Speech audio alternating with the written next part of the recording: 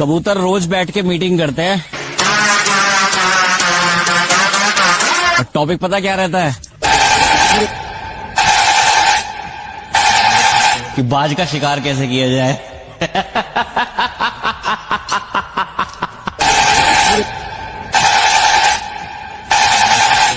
नहीं कर पाओगे शिकार, कभी भी नहीं कर पाओगे। बस मीटिंग करते रह जाओगे।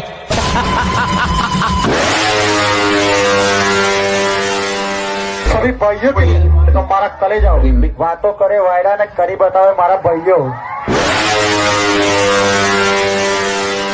बातों करे वायदा ने करी बतावे मारा भाइयों। तो क्या बोलती मेरे वीएसआर की पब्लिक? पुष्पा को नेशनल खिलाड़ी समझे क्या? ये इंटरनेशनल है।